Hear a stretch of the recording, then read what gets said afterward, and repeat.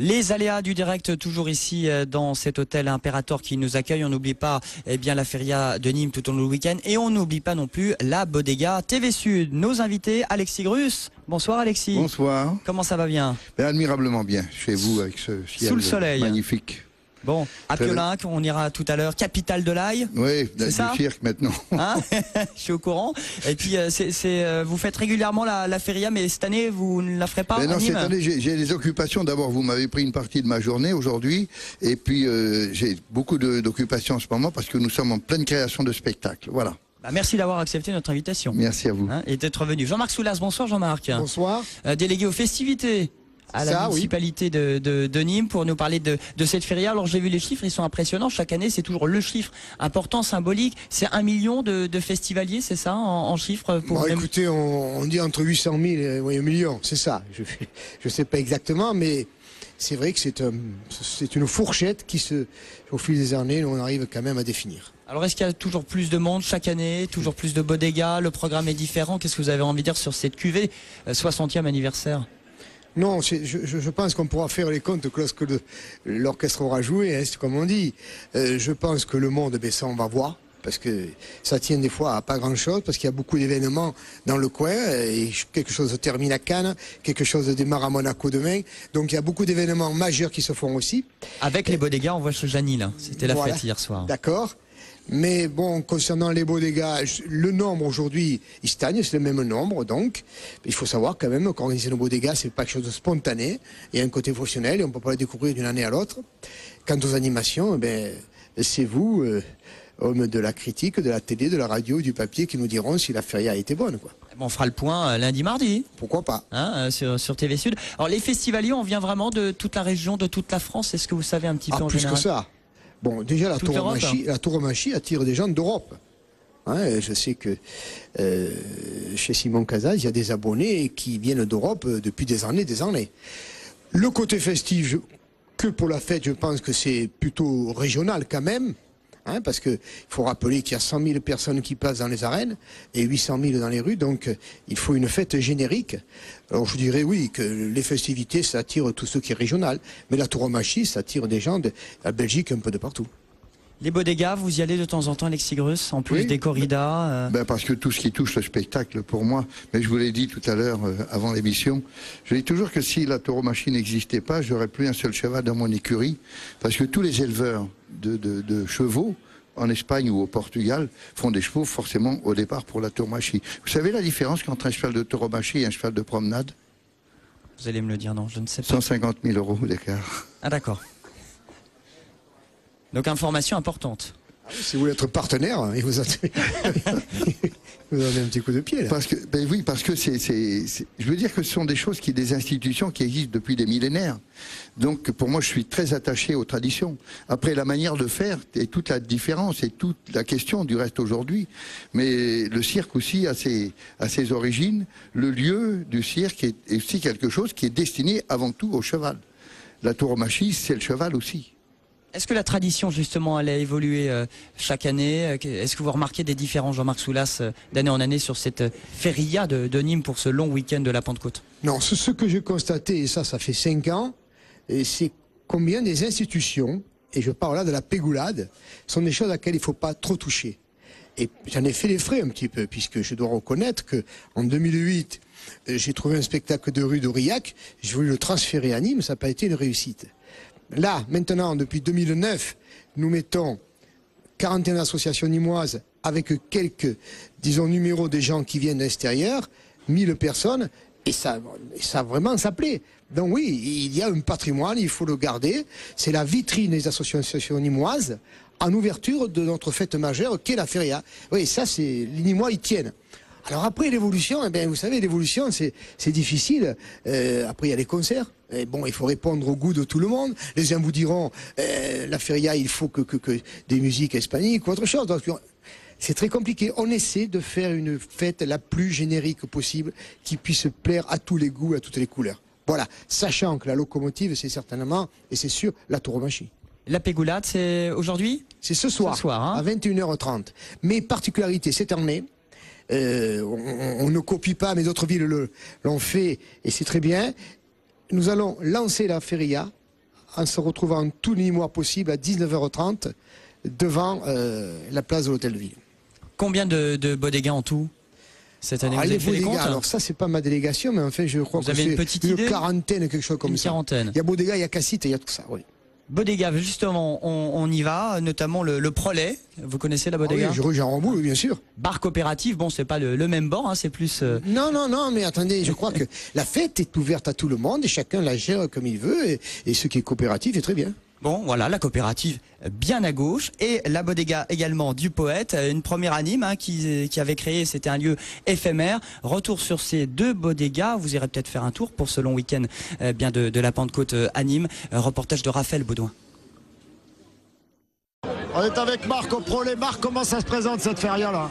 Eh bien écoutez, la feria apparemment se présente bien. On a eu quelques inquiétudes avec la météo lundi et mardi. On a pris un peu de retard pour tout installer, mais je crois qu'on est en capacité aujourd'hui d'accueillir les gens dans de bonnes conditions. Le temps va le permettre et on espère que les corridas seront à la hauteur. Il va se passer quoi au Prolet pendant 5 jours là? Eh bien, au Prolet, on va avoir des animations comme ce soir. On aura demain et après-demain un peu de musique un peu plus ardue. Et puis on espère que quelques peignes vont venir nous mettre un peu de l'ambiance et tout se passera bien. C'est quoi l'ambiance au Prolet? C'est très très famille quand même, c'est très copain. Oui, l'ambiance au Prolet, ça s'est toujours très bien passé. On n'a jamais eu de gros problèmes, Donc c'est une ambiance amicale. Tout le monde vient au Prolet. De gauche comme de droite. De gauche comme de droite. Il me l'a coupé. De gauche comme de droite. Mais il y a quand même plus de gens de gauche que de gens de droite. Il y a quand même plus de gens de gauche.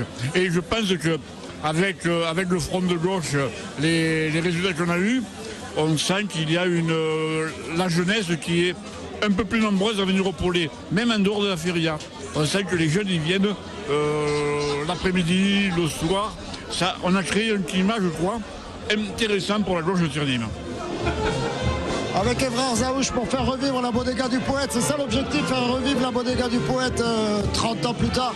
Voilà, et d'ailleurs Jean-Pierre Vidal sera là parce que comme on a gardé le nom, on a demandé ce qu'il soit présent pour justement essayer de revivre les fêtes qu'il faisait avant. C'est quoi la bodega du Poète? Pour moi, c'est la fête. Hein.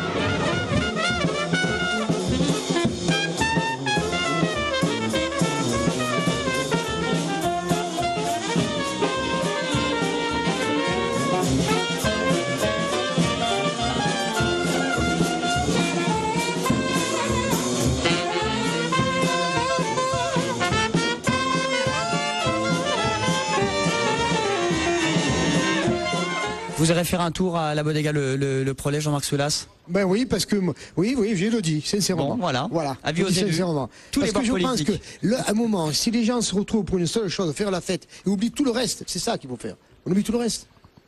On va revenir sur un grand rendez-vous, c'était au domaine de la Bastide, c'était organisé par l'agglomération de Nîmes. Plusieurs centaines d'enfants, c'était l'image pour cette ouverture de la feria. Il y a la pégoulade ce soir, mais il y avait la feria des enfants. Ça a commencé au programme des balades avec des chevaux notamment, et des poneys, des manèges, des taureaux avec des jeunes pousses, de la tauromachie, des démonstrations. La tradition était respectée. Reportage à Nîmes au domaine de la Bastide. Regardez.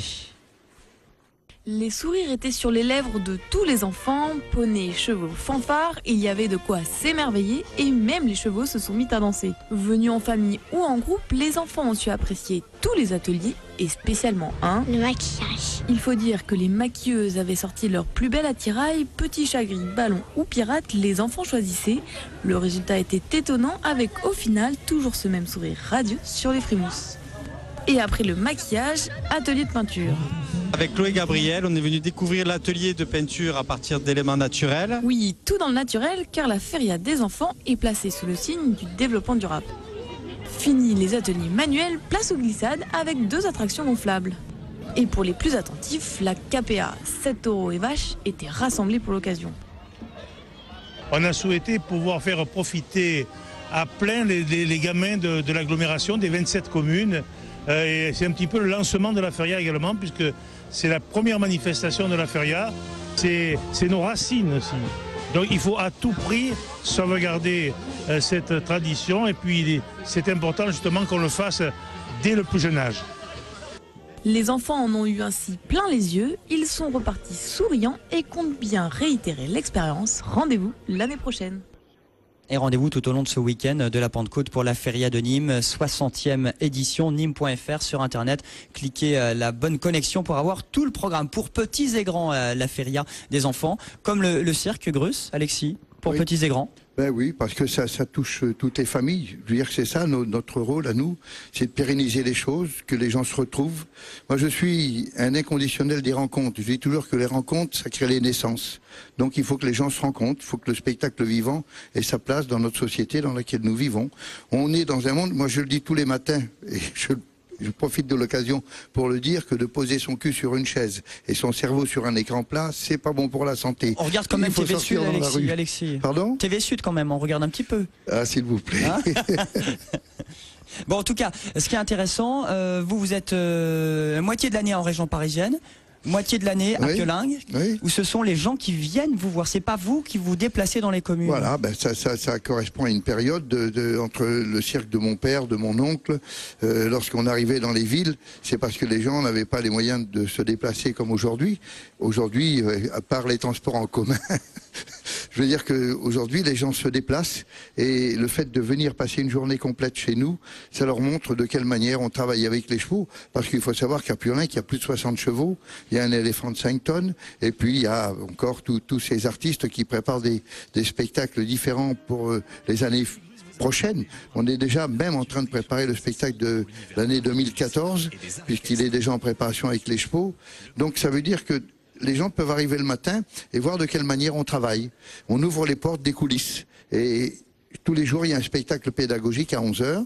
Et là, c'est l'histoire du cirque racontée par ceux qui l'ont vécu. Et puis tous les samedis, les dimanches, à 16h, il y a le grand spectacle Empreinte, qui est pour moi le spectacle le plus extraordinaire qui soit, qui représente deux époques bien distinctes du cirque. La première, à l'époque napoléonienne, et le cirque d'aujourd'hui avec le cirque moderne. C'est vraiment une journée complète, c'est ça? On y vient pour la journée à Piolingue. Bien sûr. Oui, c'est ce qui est nouveau, c'est de pouvoir venir passer une journée. On voit comment on prépare les chevaux, comment on les nourrit, comment on les soigne, comment on les fait travailler. On voit comment les artistes commencent à préparer leur futur spectacle, puisque Empreinte va se terminer fin juillet. Et dès le premier week-end, juste avant le mois d'août, eh bien, ce sera un tout nouveau spectacle qui s'appellera Ellipse, qui sera inspiré du cinéma. Donc tous les ans, Ellipse sera le 39e spectacle que nous allons présenter à Piolingue. Et vous êtes là jusqu'au 9 septembre? Jusqu'au 9 septembre inclus. Inclus, s'il vous plaît. Jean-Marc Soulas, vous êtes déjà allé à Piolingue au Oui, monsieur Grus m'a déjà reçu. Et je pense que je vais y retourner bientôt. Oui, moi j'aime tous ceux qui est vraiment tout ce terrain du cheval. Moi j'aime le cheval d'une autre façon, hein, parce que là on a affaire à des hommes de cheval. Mais ouais, je connais la maison et c'est un site formidable. Alors il y a un côté pédagogique. On apprend, on voit l'envers du décor, et puis il y a le spectacle. Pour le coup du spectacle. C'est justement là, c'est entrer justement par la porte des coulisses pour voir comme ça, vous pouvez assister aux répétitions et en plus, vous avez cette possibilité de vous initier aux arts du cirque. C'est-à-dire qu'on peut toucher un peu un trapèze, on peut monter sur un fil, on peut faire un peu de boule, on peut faire un peu de rolla-rolla, on peut faire un petit peu de jonglage, on peut faire un petit peu de ça et ça vous donne vraiment une vraie notion de valeur du travail que peut représenter le numéro de Stéphane et de Charles et Alexandre, mes deux petits-fils, sur leurs chevaux au galop, car ils jonglent avec 5 massues debout sur des chevaux au galop. 40 000 personnes en 5 mois, hein, c'est énorme. Oui, c'est bien, c'est formidable. Et c'est la 18e année que nous sommes ici. On est en train de préparer la 19e et bientôt la 20e, qui sera pour moi l'anniversaire des 60 ans du cirque à l'ancienne et ainsi de suite. Voilà. Vous reviendrez sur le plateau. Rendez-vous donc tout au long de ces prochaines semaines entre 15 et 22 euros, hein, le prix moyen d'un spectacle en fonction des familles. Piolingue, c'est à côté de Orange, c'est ça? Oui, c'est juste c'est à la sortie de l'autoroute, à 9 à 7. Voilà, nous sommes en direction sur la Nationale 7, tout simple. La RN7. Alexis Grus, merci. Jean-Marc Soulas, une bonne feria pour cette 60e édition. Et puis on se retrouvera notamment pour le festival de Nîmes du 27 juin jusqu'à fin août dans les arènes de Nîmes avec des belles dates, notamment Björk, David Guetta, Elton John. On en reparlera sur notre plateau. On marque une pause. On se retrouve dans un instant, toujours pour les aléas du direct et toujours ici à l'hôtel Imperator à Nîmes. À tout de suite.